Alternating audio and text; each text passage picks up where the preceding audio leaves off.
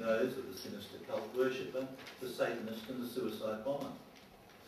Nor is the strength of one's faith any safeguard.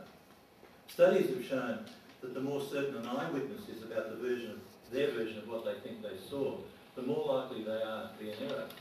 I wouldn't be surprised if a similar effect occurs with religious faith. The more passionate a person is about the truth of their faith, the more likely it is that it is at odds with the evidence. Okay, yeah, I'm just on the last little bit.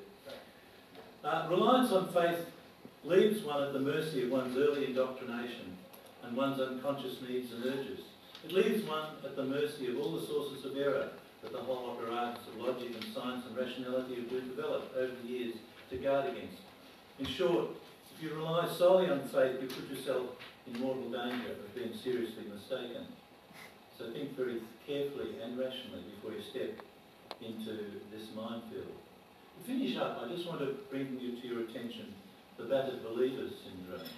We've all heard of the battered wife syndrome, women who irrationally stay with their partners despite years of constant and severe domestic violence. But you don't have to change many words in the standard description of battered wife syndrome to see that the description could also apply to believers who go on believing in God in the face of constant and severe battering at the hands of God's universe. Battered believers do not seek assistance from outsiders, do not criticise God for the abuse, and do not abandon the state of belief where they seem to be abused by God.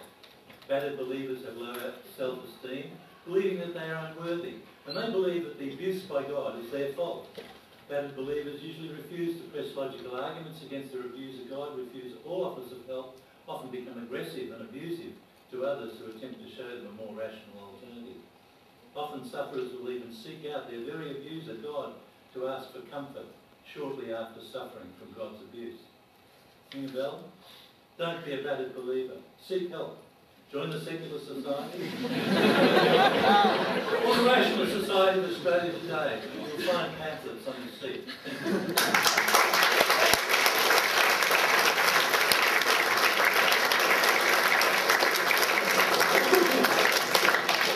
When I move that mic, does that help with the buzz noise? Is it gone?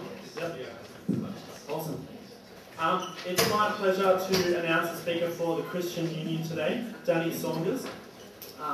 Danny specialises in youth ministry and is currently working at All Saints Anglican Church in Greensborough and is a tutor in New Testament at Ridley Melbourne Mission and Ministry College. Prior to this, he worked as a commercial lawyer for Morse Legal, specialising in mergers and acquisitions and advising non-government organisations. He holds an arts law degree from Monash University and a Masters of Divinity from Ridley College. Please welcome for the Christian Union, Danny Saunders.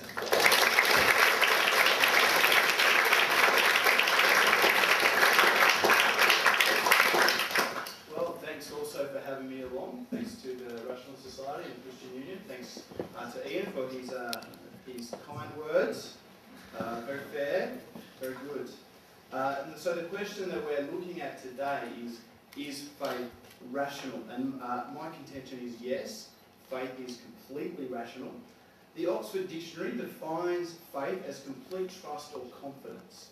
It defines rational as meaning based on or in accordance with reason or logic. So for faith to be rational, it simply needs to be based on or in accordance with reason or logic. Well, I'd suggest that all of us exercise that sort of faith every day. You know, faith being trust or confidence which is based on reason or logic. You all came into this room and sat down. I'd guess that no one checked to see if their chair was stable or if it was connected to its legs to the floor, or to see whether your chair would in fact hold your weight when you pulled it down. It was a reasonable or logical trust or confidence based perhaps on past experience or simple trust in the university that they would use properly working chairs. But no one actually checked that.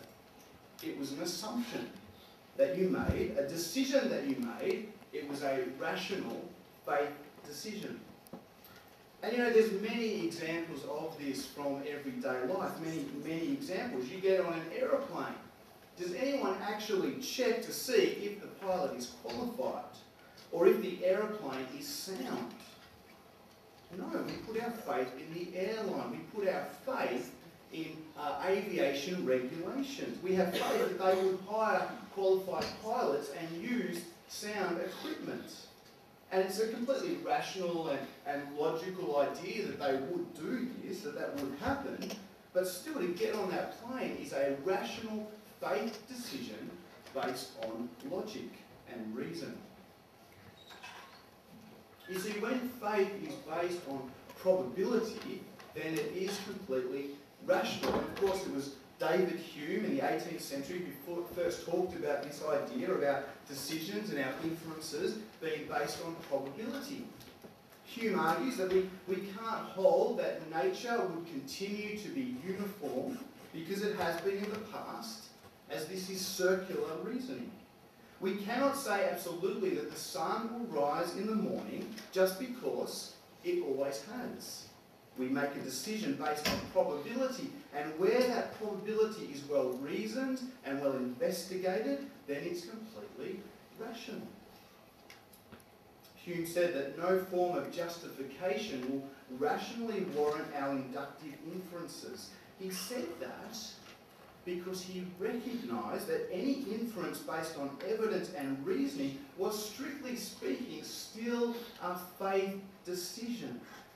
But at that point, faith was rational because it was formed within the boundaries of probability.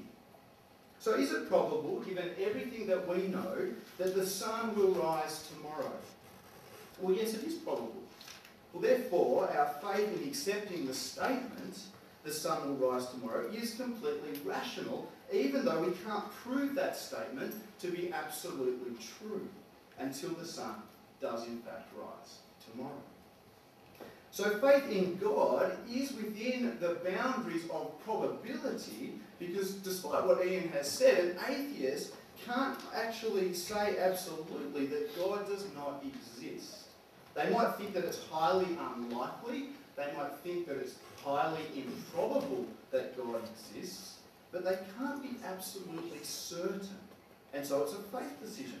And so faith in the opposite, faith in God, is within the realms of probability. And so it's completely rational.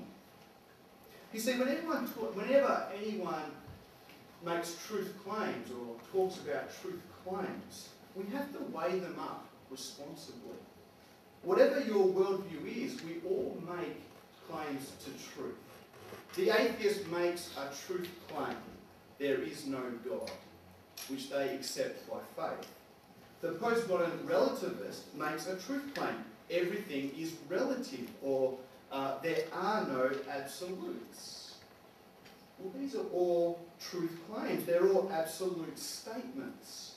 And why should we believe someone who says we can't hold an exclusive position when that idea, that position, is itself exclusive? You see, we can't get away from absolutes, because that's the universe in which we live. So we need to weigh up and examine the evidence for any claim to truth to see whether that claim is rational or not. So Oxford professor John Kenyon says, reason might manage to raise a doubt about the truth of a conclusion of natural inductive inference, but the forces of nature will soon overcome that artificial scepticism, and the sheer agreeableness of animal faith will protect us from excessive caution and sterile suspension of belief. In other words, we insist